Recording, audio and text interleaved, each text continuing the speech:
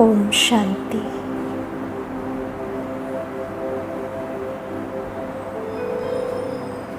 स्थिर होकर बैठे।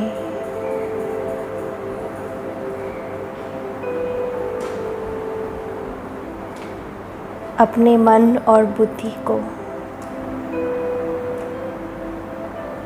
सभी बातों से हटाकर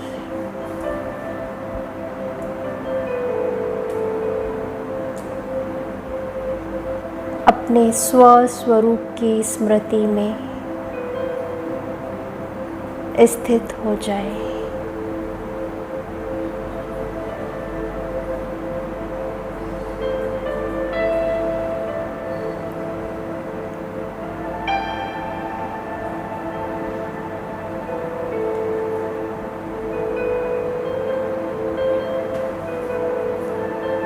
मैं मस्तक के बीच में चमकने वाला अति सूक्ष्म दिव्य सितारा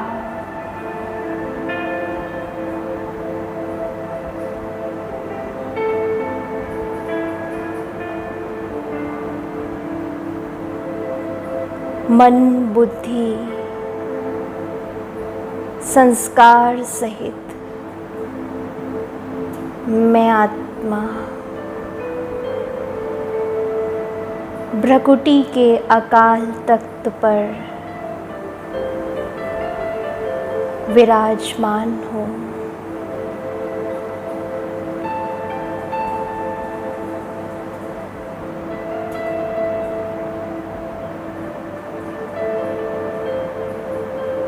मैं अजर अमर अविनाशी सत्ता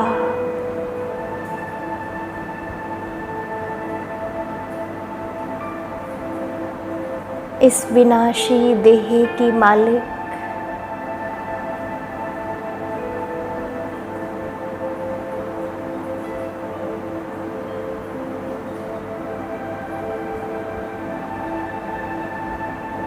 शरीर रूपी कॉस्ट्यूम को धारण किए हुए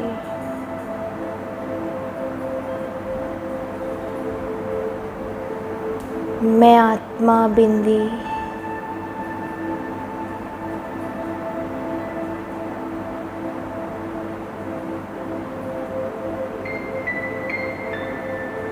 भव्य भाल पर विराजमान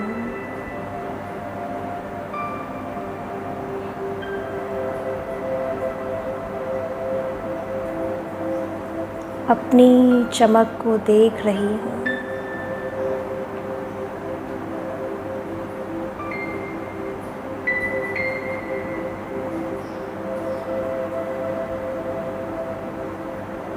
हूँ तो मैं अति सूक्ष्म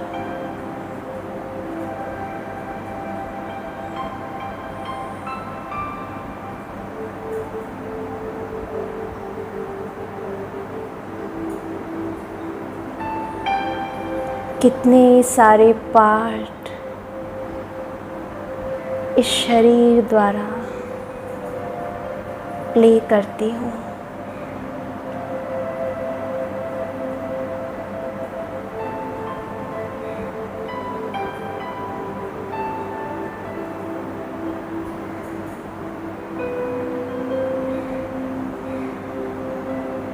मैं आत्मा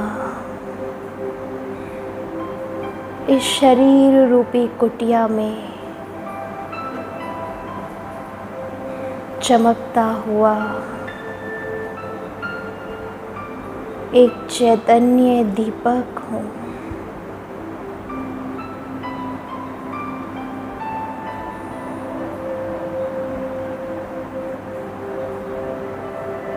संपूर्ण रूप से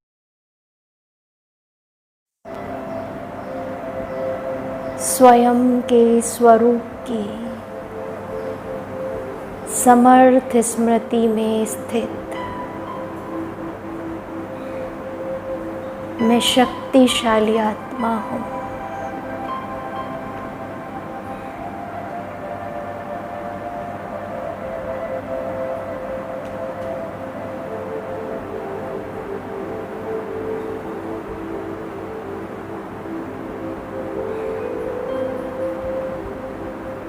रूहानियत की चमक मुझ आत्मा के चेहरे से दिखाई दे रही है।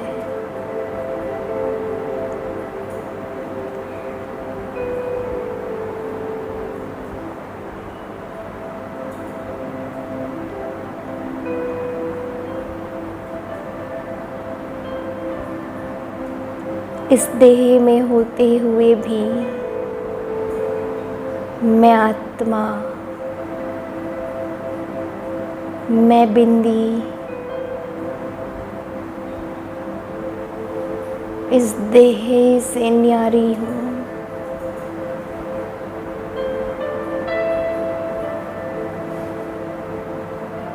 जैसे घर में रहते हुए घर से हम अलग होते हैं, ऐसे ही इस देह रूपी मकान में विराजित मैं आत्मा देह से अलग हूँ।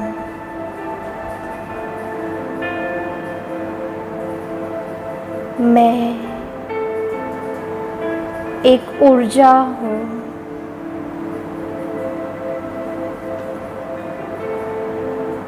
जो इन आँखों द्वारा देखती हूँ, कानों के द्वारा सुनती हूँ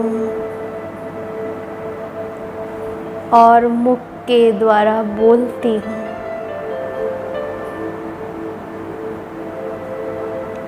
शरीर के हाथों द्वारा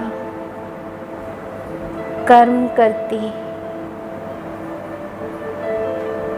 और पैरों द्वारा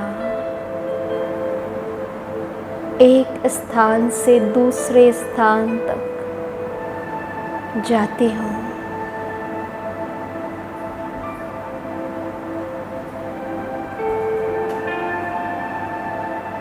इस सृष्टि रंगमंच पर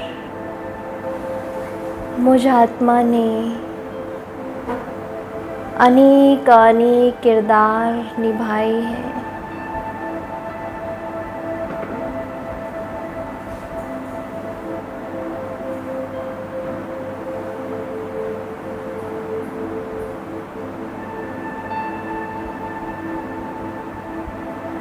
मुझ आत्मा को मेरे ही स्वरूप से, मेरे सत्य स्वरूप से स्वयं परमात्मा ने परिचित करवाया।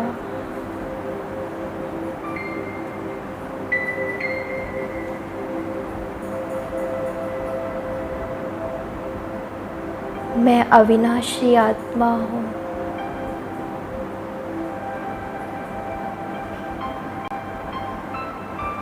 ये सत्य परिचय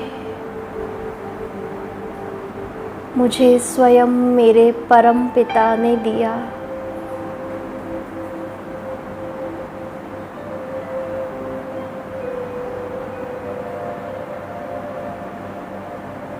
मैं आत्मा स्वयं को जानकर, स्वयं की खोई हुई पहचान को पाकर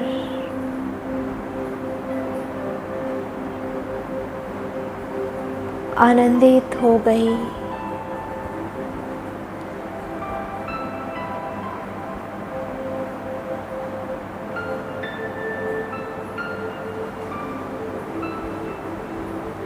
मैं स्वस्वरूप की स्मृति में स्थित होकर हर एक को आत्मिक भाव से देखने लगी।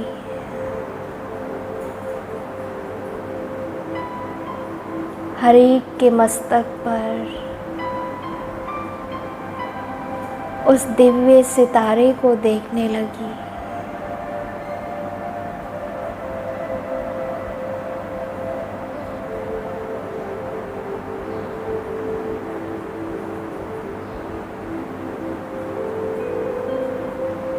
मैं दिव्य सितारा ज्ञान सूर्य शिव बाबा के प्रकाश से प्रकाशित हो उठी हूँ।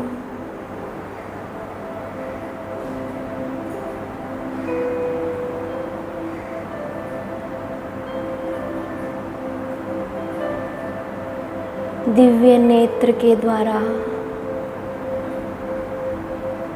अपने परम धाम घर को देखिए।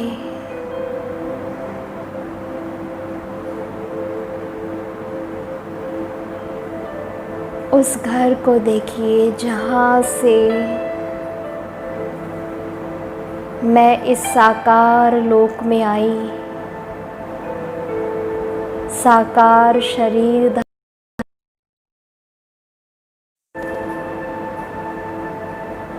अपने निज धाम को देखें।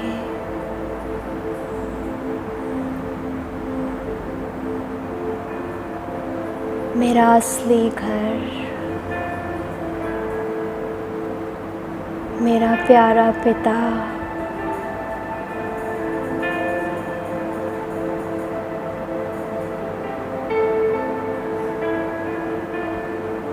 ज्ञान सूर्य शिव बाबा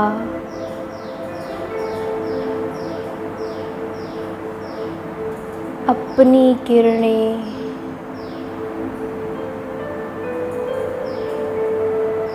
पूरे परम धाम में बिखेरे हुए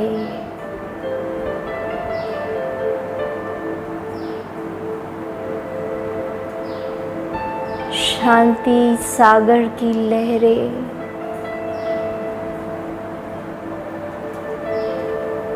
मैं महसूस कर रही हूँ।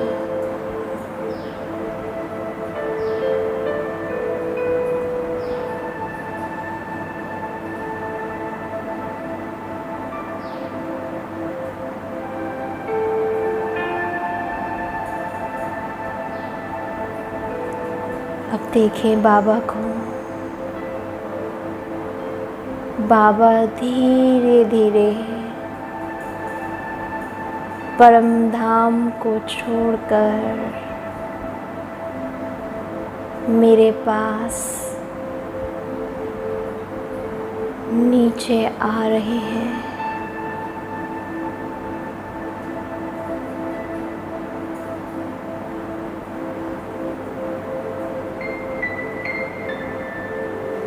निराकार शिव बाबा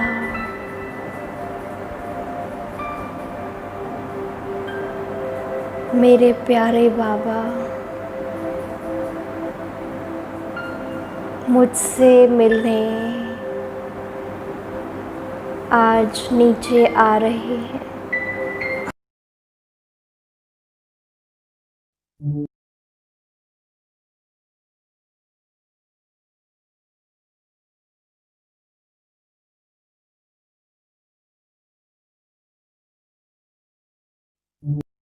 मेरे मस्तक पर टच कर रहे हैं।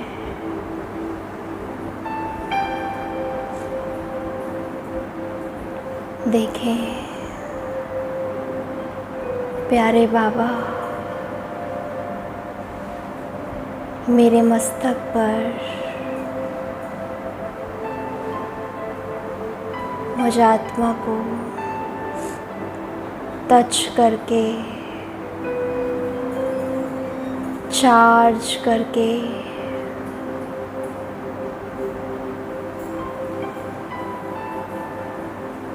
मुझे शक्ति देके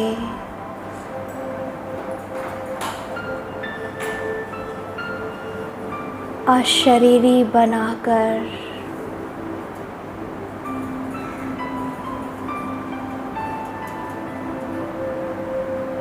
अपने साथ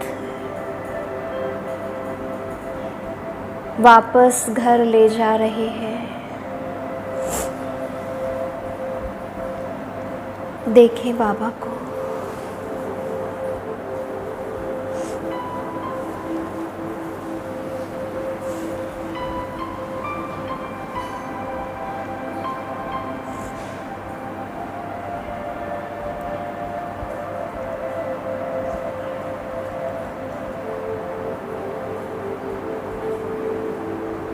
मैं आत्मा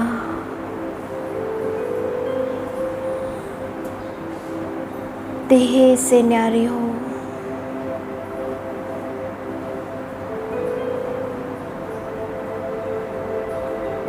और चली बाबा के साथ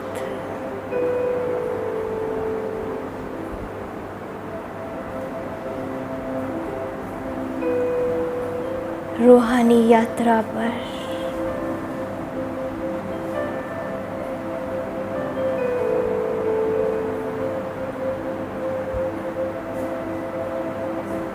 शांति धाम की यात्रा पर।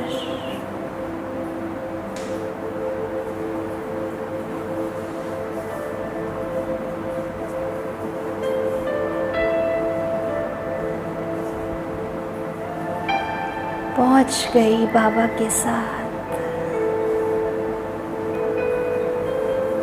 अपने पारलौकिक वतन में।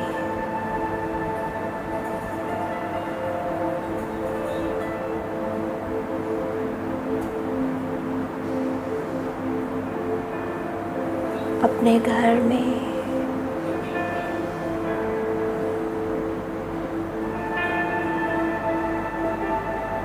बाबा के प्यार को महसूस करें।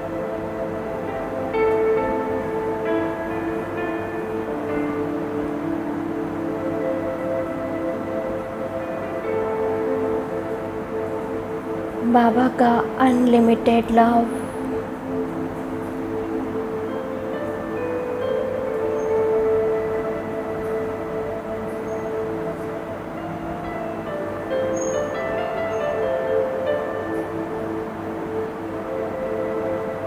बाबा के प्यार में मैं लवलीन आत्मा।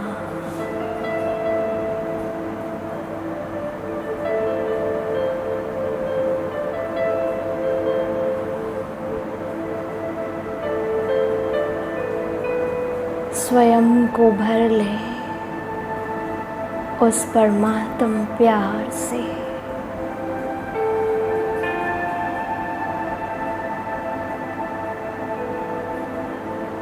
खो जाए बाबा के प्यार के अनुभव में।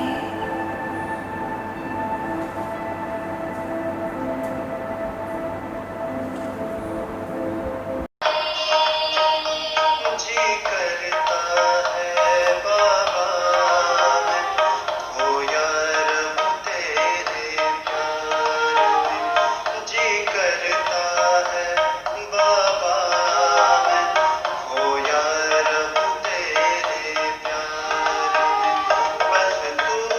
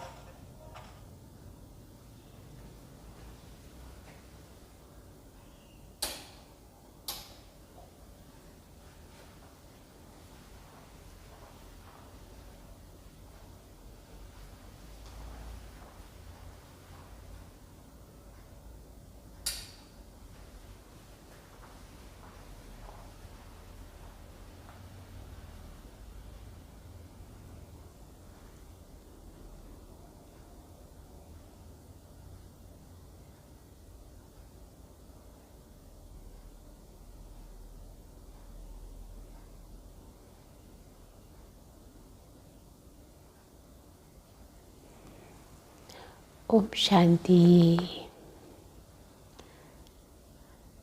आप सभी बाबा के सभी मीठे प्यारे बच्चों ने कल की मुरली के ऊपर भी खास ध्यान दिया, खास चिंतन किया। कल बाबा ने कहा खुश रहो, तो बाबा ने क्या टेंशन खिंचवाया कि लक्ष्मी नारायण का चित्र घर में रखो, सामने रखो, उसको देखकर अंदर में खुशी आएगी। और बाबा ने कहा अगर उदास होते हैं तो गीत सुनो, रात के राही थक मत जाना। और बाबा ने कहा अगर व्यर्थ संकल्प चलते हैं तो अशरीरीपन का इंजेक्शन लगाओ। कितना सुंदर सुंदर बाबा हमें युक्तियाँ बताते हैं, तो आप सब अनुभव कर रहे हैं, क्योंकि खुशी बहुत बड़ी चीज़ है। कहते हैं जिसके चेहरे पे मुस्कान है ना, उसके जीवन का परिचय हर एक को कितना सुंदर मिलता है। और चेहरे की खुशी एक खिले हुए फूल के समान होती है। कोई भी आपको देखे मानो ये मुस्कान उसका स्वागत कर रही है। कोई कितना उदास हो, निराश हो, लेकिन आपकी खुशी को देखकर उसके अंदर भी उमंग उत्साह भर जाए। इसलिए बाबा हमेशा कहते बच्चे खुश रहो, हल्के रहो। तो वो तो आप सब ये महान कार्य कर ही रहे हैं। तो आज हम प्यारे बाबा की 20 तारीख की मुरली सुनेंगे। आज बाबा ने बच्चों को टाइटल दिया कि तुम हो सैल्वेशन आर्मी, अर्थात संसार का जो बेड़ा डूबा हुआ है उस बेड़े को पार लगाने वाले। फिर बाबा ने आत्मा का पाठ भी पक्का कराया, प्रतिज्ञाएं भी कराई। और बाबा ने कहा मैं बच्चों का श्रृंगार करता हूँ। तो सुनेंगे आप सब बहुत दिल से, हम बाबा की मुरली सुनते हुए जो बाबा के महावाक्य उनको दिल में समाते जाएं और उसका अनुभव करते जाएं। कौन हमें पढ़ा रहा है, किसके महावाक्य हम सुन रहे हैं, इस नशे में हम बैठकर बाबा के महावाक्य सुनेंगे। तो बाबा ने कहा मीठे बच्चे, तुम हो स्पिरिचुअल, रूहानी, इनकॉग्निटो सैल्वेशन आर्मी। तुम्हें सारी दुनिया की तुम्हें सारी दुनिया को सैल्वेज करना है, डूबे हुए बेड़े को पार लगाना है। आज का प्रश्न है, संगम पर बाप कौन सी यूनिवर्सिटी खोलते हैं जो सारे कल्प में नहीं होती है? कौन सी यूनिवर्सिटी खोलते हैं जो सारे कल्प में नहीं होती है? तो बताइए सभी, क्या उत्तर होगा?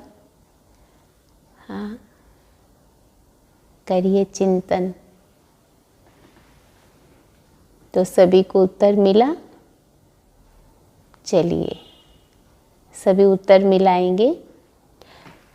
तो बाबा ने कहा राजाई प्राप्त करने के लिए पढ़ने की गॉड फादरली यूनिवर्सिटी व कॉलेज संगम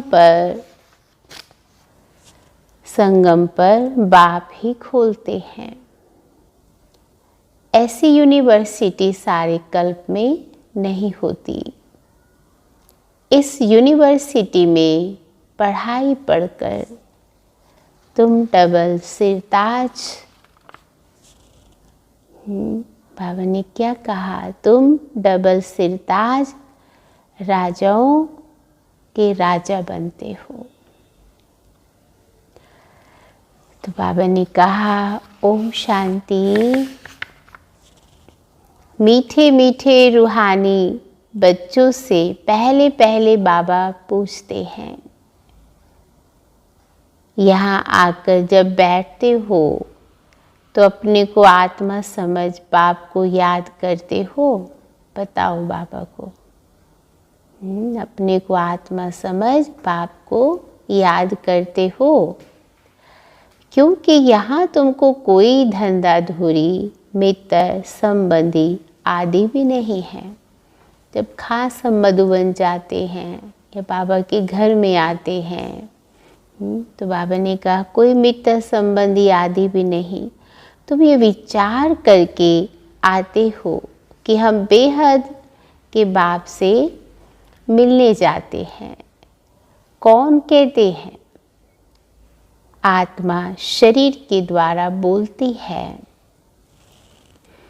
पालो के बाप ने ये शरीर उधार पर लिया है। इनसे समझाते हैं यह एक ही बार होता है जो बेहद का बाप आकर सिखलाते हैं। अपने को आत्मा समझ बाप को याद करने से तुम्हारा बेड़ा पार हो जाएगा। कितना बाबा हमें आत्मा का पाठ पक्का कराते हैं। तो सारे दिन हम जिनके भी संपर्क में आते हैं, जिन्हें हम देखते हैं ना, तो अपने आप को हम यही चेक करें कि हम कितना आत्मिक स्थिति में स्थित होकर संपर्क में आते हैं। कितना हम अपने आप को आत्मा समझ उनको आत्मिक स्थिति में देखते हैं ना, तभी हमारे रिश्ते सुंदर होंगे, तभी हम मन से हल्के होंगे। हाँ, क्योंकि बाबा ने हमें इतना सुंदर जीवन जीने की कला सिखाई है। इसीलिए बाबा ने कहा, कहते हैं अपने को आत्मा समझ बाप को याद करने से ही तुम्हारा बेड़ा पार होगा। हर एक का बेड़ा डूबा हुआ है। जो जितना पुरुषार्थ करेंगे उतना पार होगा। गाते भी है ना, हे माझी बेड़ी अर्थात नैया मेरी पार लगाओ। वास्तव में हरेक को अपने पुरुषार्थ से ही पार जाना है। जैसे तैरना सिखलाते हैं, फिर सीख जाते हैं, आप पे ही तैरते हैं। तो बाबा भी रोज हमें क्या सिखा रहे हैं। हाँ, और कितना अच्छा कहा बाबा ने, अपने पुरुषार्थ से ही सबको पार होना है। तो बाबा भी रोज हमें युक्तियाँ बताते हैं, नए नए तरीके सिखाते हैं कि संसार की जो भंवर है, इसमें हर प्राणी कर्म बंधनों में जकड़ा हुआ है। कैसे हम इनसे अपने आप को मुक्त करें, कैसे हम इनसे अपने आप को पार करें। इसीलिए बाबा ने कहा, तुम जानते हो जैसे तैरना सिखलाते तो सीख जाते हैं, आप पे ही तैरते हैं। वे सब जिस्मानी बातें हैं, ये है रूहानी बातें। तुम जानते हो आत्मा भी कीचड़ के दुबन में फंस गई है।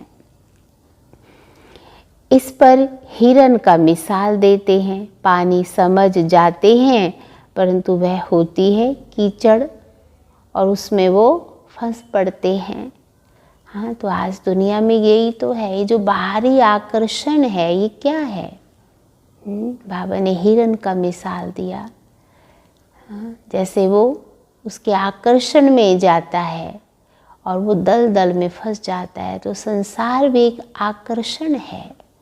इंसान इस आकर्षण में जाता है और दलदल की तरह फंस जाता है। इसलिए बाबा कहते कभी कभी स्टीमर्स, मोटरें आदि भी कीचड़ में फंस पड़ती हैं, फिर उनको सैल्वेज करते हैं। वे सब हैं सैल्वेशन आर्मी, तुम हो रूहानी। हाँ, तुम जानते हो सब माया के दुबन में बहुत फंसे हुए हैं। इनको माया का दुबन कहा जाता है। बाप आकर समझाते इनसे तुम कैसे निकल सकते हो। वे सैल्वेज करते हैं, उसमें मदद चाहिए। आदमी को आदमी की, हाँ, आर्मी वाले क्या करते हैं, जहाँ कोई ऐसी विकट परिस्थितियाँ आ जाती हैं तो जाते हैं ना वो मदद करने। तो बाबा ने भी आज बच्चों को क्या कहा, हाँ, सारा संसार दुबन में फंसा हुआ है, तो यहाँ भी जो रूहानी सैल्वेशन आर्मी है उन सब का काम भी क्या है, सभी को उस दुबन से, हाँ, निकालने का। तो इसीलिए बाबा ने कहा यहाँ फिर आत्मा जाकर दुबन में फंसी है। बाप रास्ता बताते हैं, इनसे तुम कैसे निकल सकते हो, फिर दूसरों को भी रास्ता बता सकते हो। अपने को और दूसरों को रास्ता बताना है कि तुम्हारी नैया इस विश्व सागर से क्षीर सागर में कैसे जाएगी। सत्यों को कहते हैं क्षीर सागर अर्थात सुख का सागर है, जहाँ दुख का नाम नहीं, और ये है दुख का सागर। रावण दुख के सागर में डुबो देते हैं, बाप आकर सुख के सागर में ले जाते हैं। तुमको रूहानी सैल्वेशन आर्मी कहा जाता है। तुम श्रीमत पर सबको रास्ता बताते हो, हर एक को समझाते हो। दो बाप हैं, एक है हद का बाप, दूसरा है बेहद का बाप। लोकी बाप होते हुए भी सब पारलोकी बाप को याद करते हैं। क्यों? क्योंकि अब बहुत दुखी हैं, परंतु उनको बिल्कुल नहीं जानते पारलोकी बाप को। बाबा कोई गलानी नहीं करते हैं, परंतु ड्रामा का राज समझाते हैं। हाँ, याद तो करते हैं भगत भी, पर उनकी याद यथार्थ नहीं है ना। इसलिए बाबा बच्चों को समझा रहे हैं, और यह भी समझाने के लिए कहते हैं कि इस समय सभी मनुष्य मात्र 5 विकारों रूपी दल दल में फंसे हुए हैं। आसुरी संप्रदाय हैं, दैवी संप्रदाय को आसुरी संप्रदाय जाकर नमन करते हैं। तो आज का मनुष्य देवताओं को नमन करता है ना, नमस्कार करता है, क्योंकि वह संपूर्ण निर्विकारी हैं। सन्यासियों को नमन करते हैं, वह भी घर बार छोड़ जाते हैं और पवित्र रहते हैं। इन सन्यासियों और देवताओं में रात दिन का फर्क है ना। देवताओं को तो जन्म भी योग बल से होता है, इन बातों को कोई नहीं जानते हैं। सब कहते ईश्वर की गत मत न्यारी है, ईश्वर का अंत पा नहीं सकते। हाँ, बाबा ने कहा सिर्फ ईश्वर व भगवान कहने से इतना लव नहीं आता है, तो बाबा कहने से कितना लव आता है, कितना प्यार आता है बाबा के ऊपर। बाबा कहने से शक्ति मिल जाती है, बाबा कहने से हम, हाँ, एकदम चार्ज हो जाते हैं। इसलिए बाबा ने कहा सबसे अच्छा अक्षर है बाप। मनुष्य बेहद के बाप को नहीं जानते, जैसे कि आर्फन हैं। मैगजीन में भी निकाला है मनुष्य क्या करते और भगवान क्या कहते हैं। बाप कोई गाली नहीं देते हैं। जो दुनिया में होता है बाप उसका करेक्शन करते हैं, समझाते हैं बच्चों को। बाबा ने कहा बाप कोई गाली नहीं देते हैं, बच्चों को समझाते हैं, क्योंकि बाप तो सबको जानते हैं ना। समझाने के लिए कहते हैं इनमें आसुरी गुण है, आपस में लड़ते रहते हैं। हाँ, तो आप सब तो सबके अंदर तो ये अब गुण है ही नहीं ना अभी। हाँ, और हमारे अंदर से छोटी छोटी आदतें ख़त्म हो जाती हैं, तो अपने आप पे एक रूहानी नशा चढ़ जाता है। इसलिए बाबा ने कहा आपस में लड़ते रहते हैं, यहाँ तो लड़ने की दरकार नहीं। वे कौरव अर्थात आसुरी संप्रदाय हैं और ये है दैवी संप्रदाय। बाप समझाते हैं मनुष्य को मुक्ति, जीवन मुक्ति के लिए राजयोग सिखला नहीं सकते। इस समय बाप तुम आत्माओं को सिखला रहे हैं। देह अभिमान और देही अभिमानी में फर्क देखो कितना है। देह भान, एक छोटे से बच्चे को भी देह का भान आ जाता है। हाँ, आप देखो उसे भी बहुत गुस्सा आ जाता है, कैसे व्यवहार करने लगता है। और जब तक उसे भान नहीं आता तो बहुत ही इनोसेंट रहता है। तो ऐसे ही बाबा ने कहा, जैसे जैसे बड़े होते हैं तो देह अभिमान में आते जाते हैं और कर्म कैसे होते रहते हैं। तो इसीलिए बाबा ने कहा अब तुम जानते हो देह अभिमान से तुम गिरते आए हो। बाप एक ही बार आकर तुमको देही अभिमानी बनाते हैं।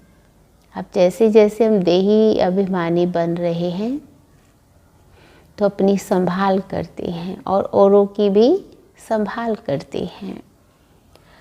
ऐसे नहीं कि तुम सत्य में देह से संबंध नहीं रखेंगे, वहाँ ये ज्ञान नहीं रहता मैं आत्मा परमपिता परमात्मा की संतान हूँ। ये ज्ञान अभी तुमको मिलता है जो फिर प्राय लोप हो जाता है। तुम इस श्रीमत पर चल प्रारब्ध पाते हो।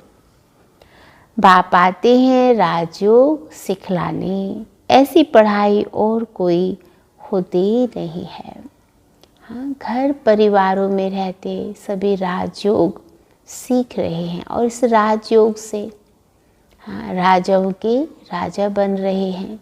हर आत्मा इस योग के द्वारा अपनी इंद्रियों का राजा बन जाती है। इसलिए बाबा ने कहा डबल सिरताज राजाएं सत्यु में होते हैं, फिर सिंगल ताज वालों की राजाई भी है। अभी वह राजाई नहीं रही, सत्यु में है डबल ताज, क्योंकि वह पवित्रता का ताज भी है तो रतन जड़ित ताज भी है। तो द्वापर में सिर्फ सिंगल ही ताज है, पवित्रता का ताज तो खत्म हो जाता है। तो बाबा ने कहा इस समय तो अब कोई भी राजा नहीं है, ना राजाई है। प्रजा का प्रजा पर राज्य है।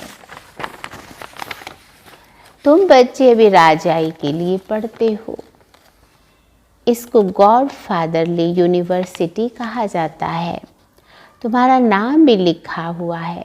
वो लोग भल नाम रखते हैं गीता पाठशाला, पढ़ाते कौन है? भले नाम रख दिया गीता पाठशाला, पर पढ़ाते कौन है? श्री कृष्ण भगवानुवाच कह देंगे। अब कृष्ण तो पढ़ा ही ना सके, कृष्ण तो खुद पाठशाला में पढ़ने जाते हैं। जो खुद ही पढ़ने जाएगा तो वो कैसे पढ़ाएगा? हाँ, प्रिंस प्रिंसेस कैसे स्कूल में जाते हैं, वहाँ की भाषा ही दूसरी है। हाँ, बहुत बार बाबा कहते हैं वहाँ की भाषा होगी तो हिंदी, लेकिन बहुत शुद्ध हिंदी होगी। पर बाबा ने कहा वहाँ की भाषा दूसरी। ऐसे भी नहीं कि संस्कृत में गीता गाई है, क्योंकि सभी समझते हैं कि मातृभाषा हमारी संस्कृत थी। बाबा ने कहा नहीं, हमारी भाषा हिंदी थी, पर वो बहुत प्योर हिंदी थी। यहाँ तो अनेक भाषाएं हैं। जो जैसा राजा होता है अपनी भाषा चलाते हैं। हाँ, कितनी भाषाएं हैं। संस्कृत भाषा कोई राजाओं की नहीं है। बाबा कोई संस्कृत नहीं सिखलाते।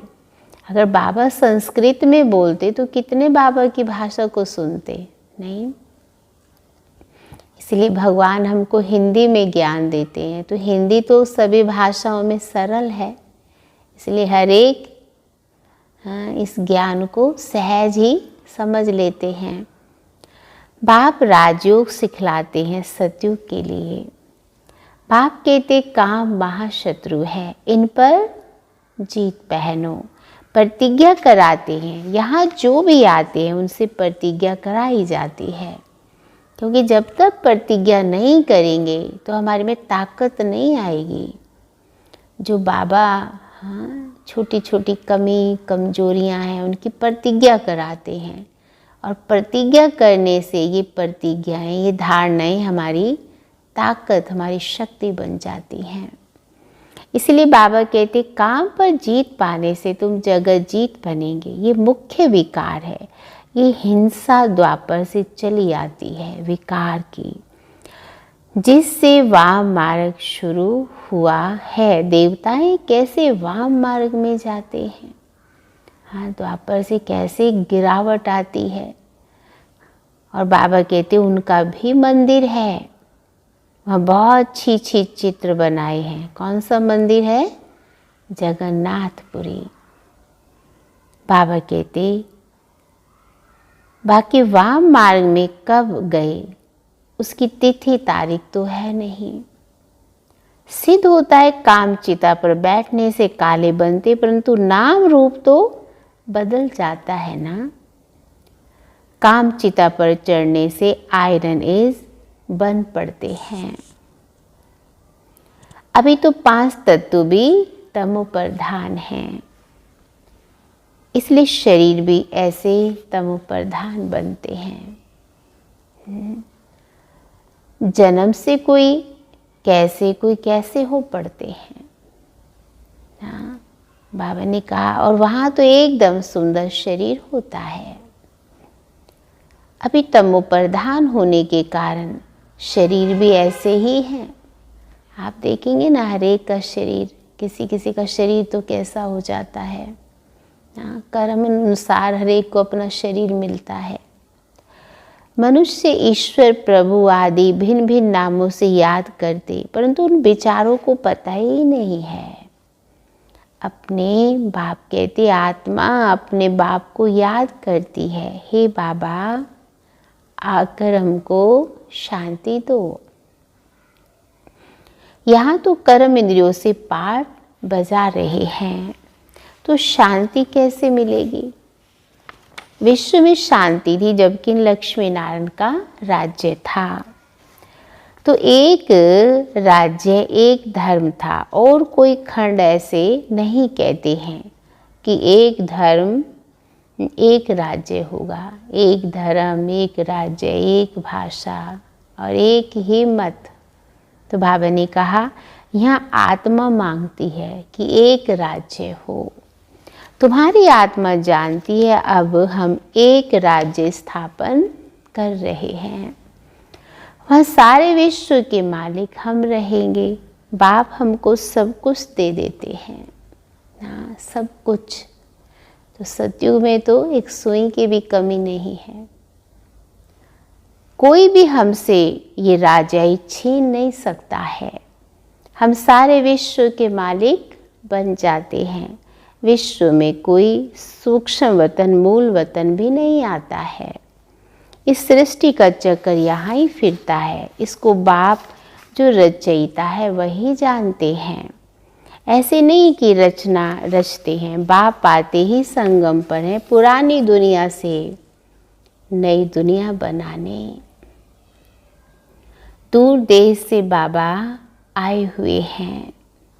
तुम जानते हो नई दुनिया हमारे लिए बन रही है।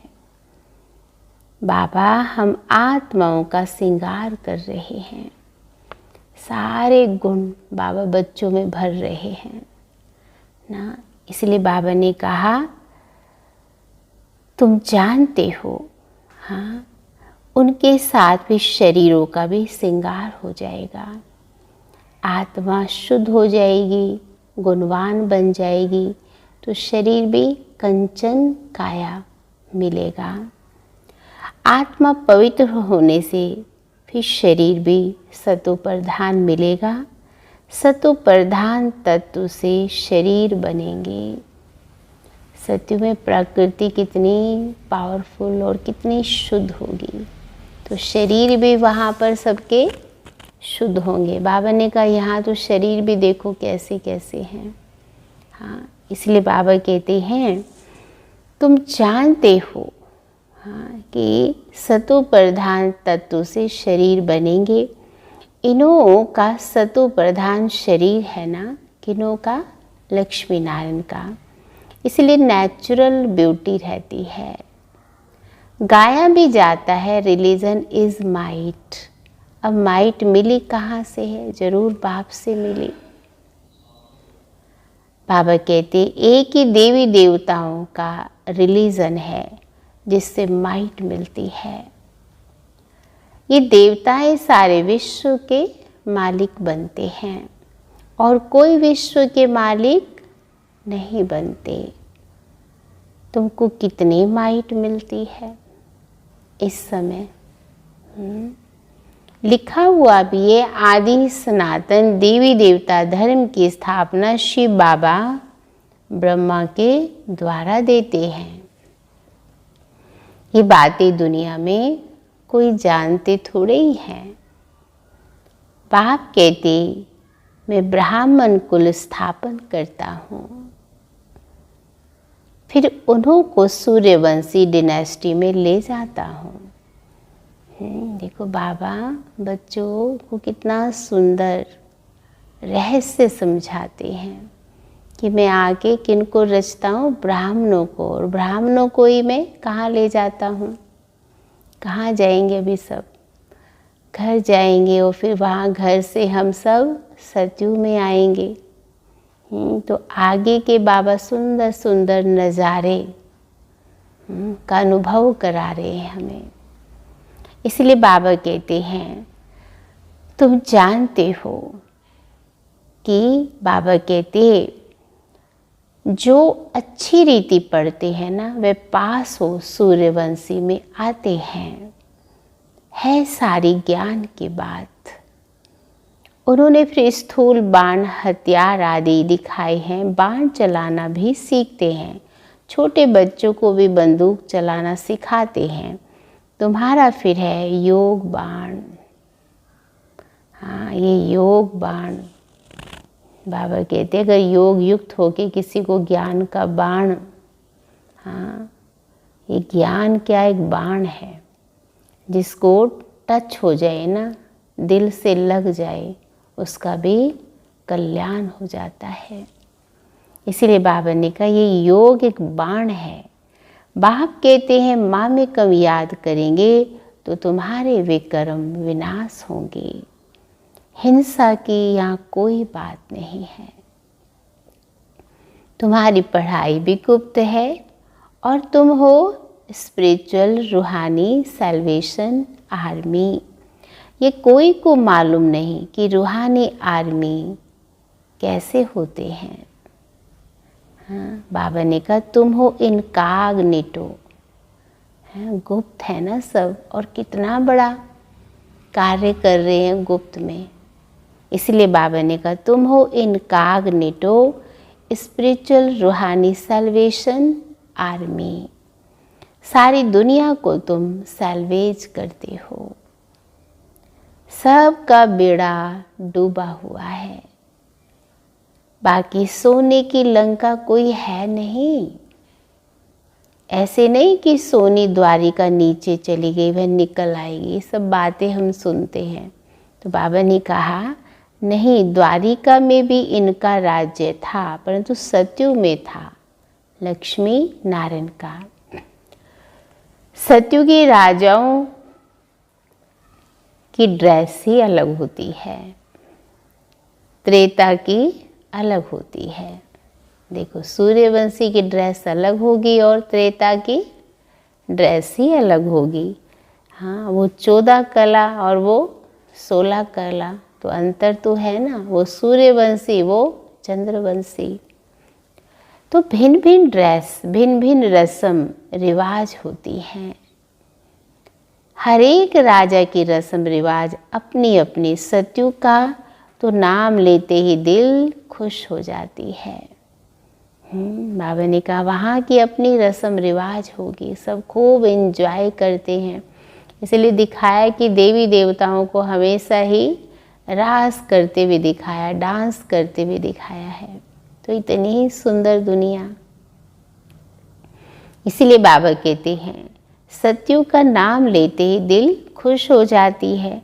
कहते ही हैं स्वर्ग, पैराडाइज, परंतु मनुष्य कुछ भी जानते नहीं हैं। मुख्य तो है ये दिलवाड़ा मंदिर। बाबा कहते हूबहू तुम्हारा ही यादगार है। बाबा को दिलवाड़ा मंदिर बहुत याद आता है। और बच्चों को इसके ऊपर बाबा खूब समझाते हैं, खूब नशा चढ़ाते हैं। तो बाबा ने कहा बच्चे बाप को दिल देते हैं, इसीलिए उसकी याद का ये दिलवाड़ा मंदिर है। तो बाबा ने कहा हूबहू तुम्हारा ही यादगार है। मॉडल्स तो हमेशा छोटा बनाते हैं ना, ये बिल्कुल एक्यूरेट मॉडल्स हैं। शिव बाबा भी है, आदि देव भी है, ऊपर में बैकुंठ भी दिखाया है। सारा ही दर्शन करा रहे बाबा नॉलेज के द्वारा। किसका? दिलवाड़ा मंदिर का।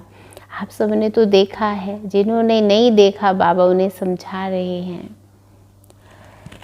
तो बाबा ने कहा ऊपर में बैकुंठ दिखाया है। शिव बाबा होगा तो जरूर रथ भी तो होगा ना। आदि देव बैठा है, ये भी किसको पता नहीं। शिव बाबा का रथ है, महावीर ही राजाई प्राप्त करते हैं। आत्मा में ताकत कैसे आती है यह भी तुम अभी समझते हो। घड़ी घड़ी क्या करो? घड़ी घड़ी बाबा ने कहा आत्मा समझो।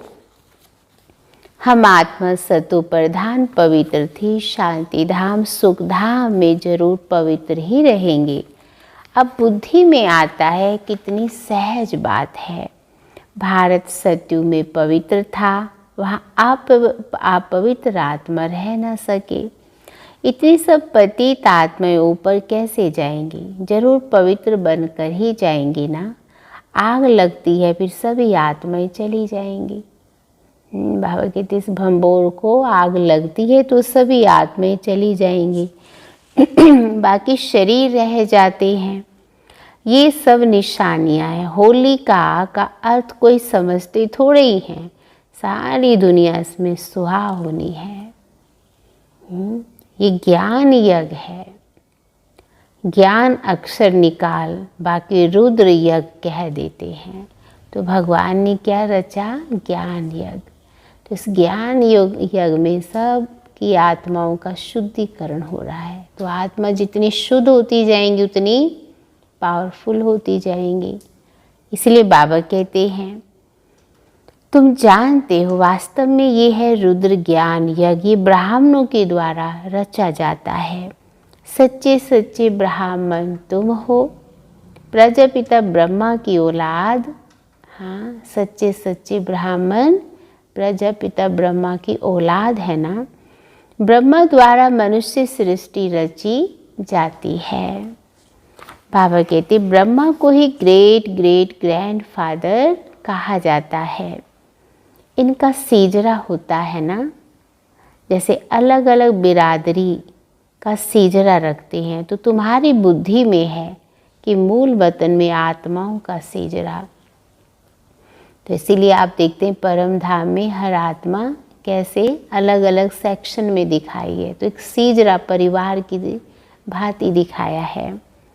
तो बाबा ने कहा आत्माओं का सीजरा कायदे मुजीब शिव बाबा, फिर ब्रह्मा विष्णु शंकर, फिर लक्ष्मी नारायण आदि, ये सब है मनुष्यों के सीजरे। तो परम धाम में आत्माओं का सीजरा, इस सृष्टि पर है मनुष्यों का सीजरा। अच्छा, मीठे मीठे सिकी लदे बच्चों प्रति माता पिता बाप दादा का याद प्यार और गुड मॉर्निंग। रूहानी बाप की रूहानी बच्चों को नमस्ते। रूहानी बच्चों की रूहानी बाप दादा को गुड मॉर्निंग और नमस्ते। तो आज प्यारे बाबा ने हम सबको कितनी बातों पर अटेंशन खिंचवाया। तो सभी कौन है? Salvation army. तो क्या करेंगे सभी? सभी को बाबा ने ये सभी को ये सेवा दी है। जो भी हमारे चारों तरफ क्योंकि हर इंसान आज विषय विकारों में डूबा हुआ है। तो हम सब का काम है हर एक को मदद कर उनको निकालना, सभी की जीवन रूपी नैया को पार लगाना है। बाकी तो बाबा ने कहा कौन सा पाठ पक्का करो, आत्मा का। तो आज पूरे दिन हम आत्मिक स्थिति में स्थित होकर, हाँ, हर एक को हम आत्मिक रूप में देखें और खुद भी आत्मिक स्थिति में अपने आप को स्थित करें। हाँ, तो बाबा ने क्या कहा, इससे क्या होगा? हाँ, आत्मा को तो शुद्धिकरण होगा ही होगा, लेकिन जहाँ हम रह रहे हैं उस स्थान का भी शुद्धिकरण होगा। जिन आत्माओं को हम आत्मिक स्थिति में देखेंगे उनका भी कल्याण होगा। तो सुनेंगे अभी हम मुरली का सार। तो बाबा ने कहा, रूहानी सैल्वेशन आर्मी बन,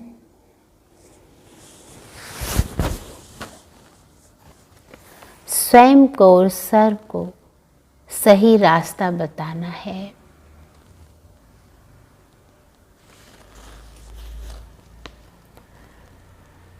सारी दुनिया को विषय सागर से सैल्वेज करने के लिए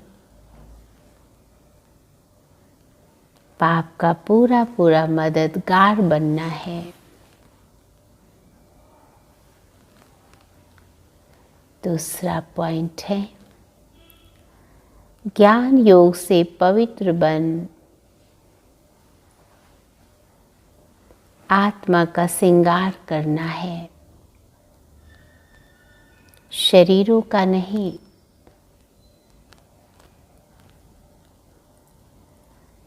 आत्मा के पवित्र बनने से शरीर का श्रृंगार स्वतः ही हो जाएगा। आज का वरदान है, मन बुद्धि को मनमत से फ्री कर सूक्ष्म वतन का अनुभव करने वाले डबल लाइट भव। मन बुद्धि को मनमत से फ्री कर सूक्ष्म वतन का अनुभव करने वाले डबल लाइट भव।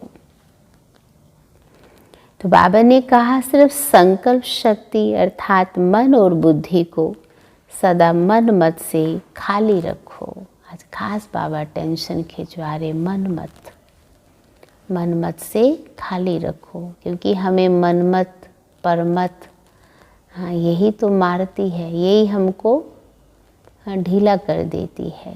इसलिए बाबा ने कहा खाली रखो। यहाँ रहते भी वतन की सभी सीनरियाँ ऐसे स्पष्ट अनुभव करेंगे जैसे दुनिया की कोई भी सीन स्पष्ट दिखाई देती है। इस अनुभूति के लिए कोई भी बोझ अपने ऊपर नहीं रखो। सब बोझ बाप को देकर डबल लाइट बनो। मन बुद्धि से सदा शुद्ध संकल्प का भोजन करो। हाँ, आजकल बाबा में बहुत अटेंशन खिंचवा रहे हैं। कल भी बाबा ने कहा सब कुछ मुझे दे दो। हाँ, और आज भी बाबा ने कहा सब बोझ बाप को देकर डबल लाइट बनो। मन बुद्धि से सदा शुद्ध संकल्प का भोजन करो। कभी भी व्यर्थ संकल्प व विकल्प का अशुद्ध भोजन ना करो, तो बोझ से हल्के होकर ऊंची स्थिति का अनुभव करेंगे। हाँ, कितना अच्छा बाबा ने कहा। तो कोई भी बोझ ना हो हमारे ऊपर व्यर्थ का। और बाबा ने क्या कहा, विकल्प का अशुद्ध भोजन ना करो, क्योंकि बुद्धि को जितना हम शुद्ध भोजन देंगे उतना ही हल्के होकर ऊंची स्थिति का अनुभव करेंगे। आज का स्लोगन है, व्यर्थ को फुल स्टॉप दो, व्यर्थ को फुल स्टॉप दो और शुभ भावना का स्टॉक फुल करो। व्यर्थ को फुल स्टॉप दो, शुभ भावना का स्टॉक फुल करो। हाँ, कहीं भी अगर किसी के प्रति ज़्यादा व्यर्थ चलता है किसी आत्मा के प्रति, हाँ, तो उन्हें माफ़ कर दीजिए या उनसे माफ़ी मांग लीजिए। हाँ, कभी कभी होता है। और अगर पास्ट की बातों में हमारा मन जाता है तो कितना सुंदर बाबा हमें मुरली के द्वारा ये चिंतन देते हैं। ये चिंतन करेंगे तो जैसे जैसे हमारा चिंतन अच्छा होगा तो व्यर्थ ऑटोमेटिकली ख़त्म हो जाएगा। हाँ, इसलिए पूरे दिन हम ये अभ्यास करते रहें। आज कितना अच्छा कहा बाबा ने, मन और बुद्धि को किससे मुक्त करना है? हाँ, मन मत से। हाँ, पूरे दिन हम लाइट अपने आप को हल्का महसूस करें। तो इसलिए सारे दिन जब हमारा चिंतन अच्छा होता है, हमारा अमृत वेला भी बहुत अच्छा होता है। तो आज आप सबने अमृत वेले योग किया, क्योंकि जब आप उठते हैं तो 1-2 सेकंड आप बेड पर बैठकर भगवान का शुक्रिया करिए, थैंक्स करिए कि बाबा आपने हमको जगाया। और उसी समय एक श्रेष्ठ संकल्प अपने मन को दीजिए और बाबा को भी सुना दीजिए। फिर पूरे दिन उसी के ऊपर हमारा चिंतन चलता रहे तो आप देखेंगे हमारी स्थिति बहुत अच्छी, बहुत पावरफुल हम अपने आप को महसूस करते हैं। अच्छे अच्छे हमें अनुभव भी होने लगते हैं। तो सभी बाबा की याद में, पावरफुल याद में बैठकर योग करेंगे। जो बाबा से हमने मुरली सुनी है तो उसका चिंतन इसी समय हम करेंगे ताकि पूरे दिन ये चिंतन हमारे अंदर चलता ही रहे। ओम शांति।